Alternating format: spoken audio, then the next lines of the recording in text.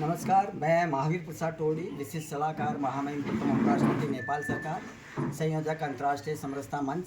भारत की शक्ति, भारत की प्रतिष्ठा, भारत के पंचशील सिद्धांतों को वैश्विक स्तर पर बढ़ाने के लिए आज जयपुर शहर स्थित अंतर्राष्ट्रीय समरसता मंच कार्यालय में हम महनीय एवं प्रबुद्ध व्यक्तियों को चाय पर चर्चा के लिए आमंत्रित किया है।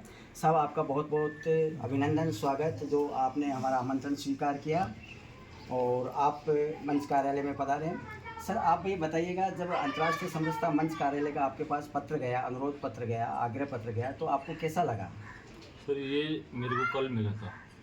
मैंने देख के बातचीत की तो उससे चीज़ों में मैंने पढ़ लिखी, कई चीज़ों की मेरे दिल में बहुत खुशी हुई कि अपन को भी संस्था से जुड़ना चाहिए। और ये बहुत ही बढ़िया एक हमारे एक ऊर्जावान चीज़ें हैं, इनमें कई चीज़ें। फिर मैं इस वजह से आज यहाँ में आया हूँ। जी सर, मैं ऐसे राष्ट्र की ओर से आपका अभिनंदन करना चाह रहा हूँ जो राष्ट्र कभी किसी राष्ट्र का गुलाम नहीं रहा।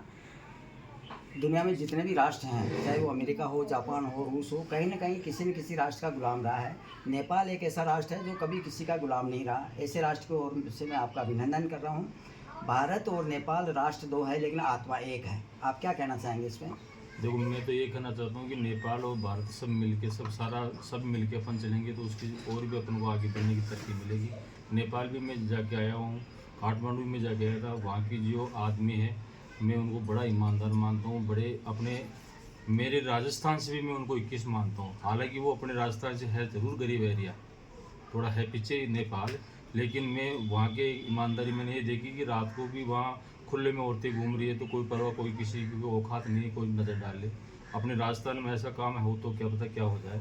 लेकिन मैं एक नेपाल की विशेष बढ़ाई करना चाहता हूँ। मैं वहाँ देख के मैं 7 दिन तक वहाँ रह के आया था, लेकिन मेरे को बड़ी खुशियाँ मिली कि एक ईमानदार एरिया है। जी सर।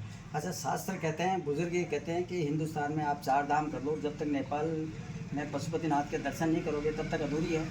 देखो, पशुपतिनाथ मंदिर तो हमारे किसानों के लिए तो पशु ही होते हैं। हम तो पशुपतिनाथ को भगवान के रूप में मानते हैं। हमारे तो बच्चों का पालन पोषण ही वहाँ से हो रहा है। सारी गायें वैसे दूध सारी होती है, जो पशुपालन को तो हम वैसे भी मानते हैं। जी जी। और नेपाल जाते हैं तो हम उनके दर्शन के भी कराते हैं। जी जी।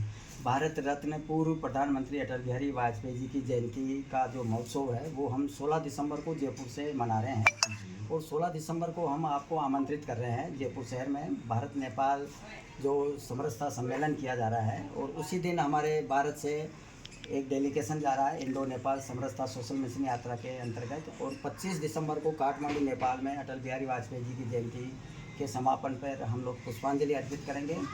और इस पर आप अटल बिहारी वाजपेयी जी के बारे में क्या कहेंगे? अटल बिहारी जी एक ईमानदार प्रधानमंत्री थे। और मैं ज़्यादा बढ़ाई तो नहीं करना चाहता हूँ, लेकिन देश में पहले प्रधानमंत्री इतने ईमानदार आदमी, उनसे कई लोगों को इतनी प्रेरणा मिली है। वो आज भी प्रेरणा लायक चीज़ें हैं। वो आज स्वर्ग में गए, लेकिन मैं उनको नहीं मानता हूँ वो स्वर्ग में गए। आज भी प्रधानमंत्री हमारे लिए, मतलब अटल बिहारी आदमी हमारे आत्मा में बसा हुआ है। अभी हमारे जो भारत के प्रधानमंत्री हैं नरेंद्र भाई मोदी साहब, उनके कार्यकाल में भारत विकासशील देशों से विकसित देशों की ओर बढ़ रहा है, इसको आप मानते हैं?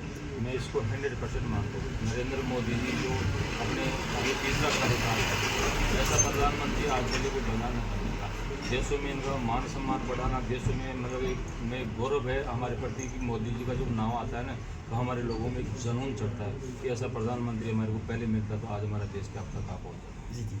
सर, आप एक किसान हैं और आज आपने मातृभूमि की मिट्टी से आपने जो दुनिया का पहला विश्व रत्न जो अभिनंदन पत्र है उसके आपने मिट्टी से तिलक किया है, भारत की मिट्टी से। आप कैसे महसूस कर रहे हैं? सर, मैं भारत की मिट्टी में पैदा हूँ और भारत की मिट्टी से ये काम हो रहा है। इससे बड़ी खुशी मेरे लिए, किसान के लिए क्या हो सकती है। मैं एक किसान वर्ग से हूँ, मेरे परिवार में कोई नौकरी सर्विस नहीं है और मैं किसानी से ही आज इस मुकाम पे पहुँचा हूँ। राज्य सरकारों ने, केंद्र की सरकारों ने और हमारे जितने भी हॉर्टिकल्चर डिपार्टमेंटों ने हमारे को बहुत अच्छा सहयोग दिया। सहयोग देने के बाद में मैं आज 14 अवार्ड तक मैं पहुंच चुका हूं। और मैं एक किसान का बेटा हूं, लेकिन मेरे को इस चीज़ का गर्व है कि गवर्नमेंट ने हमारे को साथ देकर आज इसको। जी सर, आप किसान के बेटे हो और आप की जो कार्य योजना है उसको 22 राष्ट्रों के राजदूत आपके यहाँ आए हैं, विजिट किया है और भारत सरकार के कई लोग आपके यहाँ पे आए हैं। तो इसकी सफलता के पीछे किनका हाथ है? देखो, सफलता का पीछे तो सरकार का भी हाथ है, हमारा भी हाथ है, सबका मिलके होता है सर। अपना अकेले तो कुछ कर नहीं सकते हैं। जॉइंट जो हमारा होता है ना, हमने कुछ अच्छा काम किया तो हमारे को 22 देशों के आदमी विजिट करने के लिए आ गया। मेरे को तो एक ऐसा भी गर्व है सर मैं एक बढ़ाई की बात नहीं कर रहा हूँ, मैं एक बताना चाहता हूँ, मैं किसान का बेटा हूँ नहीं। जोड़ोड़ा पंचायत समिति में 2011-12 में बसेड़ी गांव को कोई जानता नहीं था, बसेड़ी गांव है क्या। लेकिन आज आप किसी भी नेट के ऊपर खोल के देख लो, किसी भी देश के खोल लो, पहले सबसे पहले कि बसेड़ी आज मतलब नेशनल अवार्डेड किसान आपको कम से कम 10-12 किसान मिल जाएंगे वहाँ पे। जितने भी जो हाईटेक खेती होती है ना, वो आप खुद देख के गदगद हो जाओगे। हमेशा ऐसा कोई दिन नहीं है, महीने में 15 दिन तो बाहर के टूरिस्ट आते हैं देखने के लिए। तो हम तो बहुत गर्व है। 22 देशों के आदमी आए थे, वो सुबह 11 बजे आए थे, उनके सबके एंकर उनकी भाषा में नहीं समझते थे।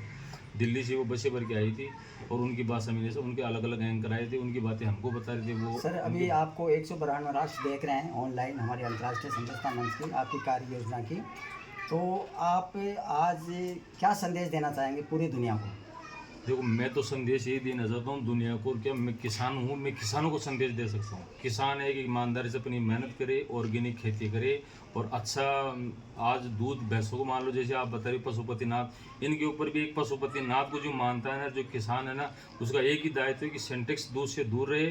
वो किसान होगा ओरिजिनल, और वो जो पशुपतिनाथ को जो मानता होगा वो कभी भी सिंटेक्स दूध नहीं बनाएगा। ओरिजिनल दूध अपने बच्चे पीते हैं, वो दूसरे के बच्चे उनको मान के अपने घर के अंदर ऐसा काम करते हैं। जी, आप राष्ट्रीय अंतर्राष्ट्रीय स्तर के किसान हो और आप किसानों के बच्चों को, युवाओं को क्या संदेश देंगे? मैं उनको यही प्रेरणा देता हूँ कि आज किसानी से किसान के बेटे हटते जा रहे हैं। मैं देख रहा हूँ सर, मेरी नज़रों में किसानी के बेटे किसानों से हटते जा रहे हैं। किन की पानी की समस्या है, किन की ज़मीन की समस्या है, किन की कई चीज़ों भी, हम किसान भी इस चीज़ों से दुखी है। कई बार बारिश नहीं होती तो हम किसान भी दुखी हो जाते हैं इन चीज़ों से। तो मैं यही संदेश देना चाहता हूँ कि पढ़ लिख के RS IAS अधिकारी कोई भी बन सकता है, लेकिन खाने के लिए नहीं होगा और किसानी नहीं होगा तो ये आप पढ़ लिख के क्या करोगे। तो मेन चीज़ तो अपने देश के अंदर खाने के लिए होनी चाहिए। भाई अगर खाने के लिए शुद्ध खाना मिलेगा, अपना जीवन स्वस्थ रहेगा, बढ़िया अपन को चीज़ें ऑर्गेनिक खेतियाँ अपन पैदा करेंगे, कैंसर से बचेंगे। तो यही मैं संदेश देना चाहता हूँ, सरकार को भी देना चाहता हूँ, मेरे किसान भाइयों को देता हूँ। और मैं सबसे ज़्यादा किसानों पर जोर देना चाहता हूँ कि किसान होगा, सच्चा किसान होगा, वो कभी भी कोई भी चीज़ में मिलावट जहर मिला के किसी बच्चे को किसी मंडी में सब्जी वगैरह ऐसी चीज़ें नहीं पूछे। मेरा यही संदेश है। जी, आपका बहुत बहुत धन्यवाद। शुभकामना सर आपको।